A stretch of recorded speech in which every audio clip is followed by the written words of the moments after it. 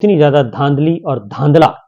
جو ہے وہ ہو چکا ہے، لیکن چیف جسٹس قاضی فائز عیسیٰ صاحب بالکل خاموش ہیں، کوئی نہیں بول رہے کہ کیا معاملہ ہے، کیا ماجرا ہے، کوئی سو موٹو نوٹس، کوئی ایکشن، کیونکہ میرے پاس معلومات ہیں کہ ان کے ساتھی ججز جو ہیں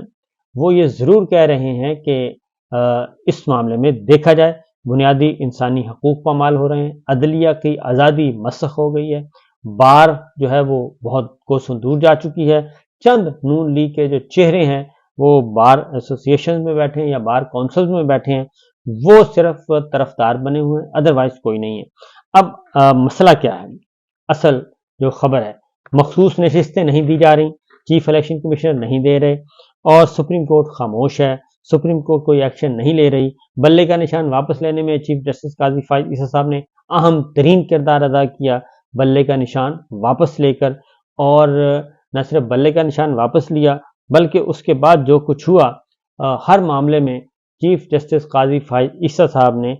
نون لیگ کے نیریٹو کو سپورٹ کیا، اور جب ان پہ تنقید شروع ہوئی تو وہ ہمارے سامنے ہیں، اسد طور صاحب بھی اور عمران ریاض خان بھی اور دیگر بھی۔ اب خواتین کی مخصوص نشستیں چیف الیکشن کمشنر نہیں دے رہا، اور اب آگے آ جاتے ہیں اس پہ خبر ہو یہ رہا ہے کہ ایک تو میں نے آپ کو دے دیا تھا کہ خبر دے دی تھی کہ نواز شریف صاحب نے 10-12 سیٹیں اور کہا ہے چیف الیکشن کمشنر کو 10-12 سیٹیں اور نکالیں، تو وہ نکال رہے ہیں، ری کاؤنٹنگ میں 2 سیٹیں انہوں نے دے دی ہیں، باقی بھی دے دیں گے، تو کیوں اپنے نمبر بڑھانا چاہتے ہیں؟ ایم کیو ایم سے جان چھڑوا لی ہے، نون لیگ اور پیپلز پارٹی اپنی گیم اپنے پاس رکھنا چاہتے ہیں، اپنے صوبوں کی بندرباٹ اپنے پاس رکھنا چاہتے ہیں، اور کسی چھوٹی جماعت کو قریب نہیں آنے دیتا۔ ٹھیک ہے جی، وہ بھی ہو گیا۔ اور اس کے بعد قاضی صاحب کا کیا مسئلہ ہے؟ قاضی صاحب کیوں خاموش ہیں؟ وہ اس معاملے میں کیونکہ انہوں نے بلے کا نشان جو واپس ہوا تو چیف جسٹس قاضی فائز صاحب کا اہم رول تھا اس میں، وہ بھی ہو گیا، اور ان کے ساتھی جو 2 ججز تھے ان کو بھی اندازہ نہیں تھا کہ اندر خانے چل کیا رہا ہے۔ اندر خانے جو ہمیں اطلاعات موصول ہوئی ہیں نون لیگ کے حلقوں سے،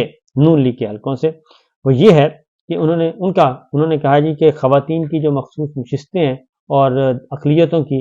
یہ نشستیں پاکستان تحریک انصاف کو نہیں دی جائیں گی،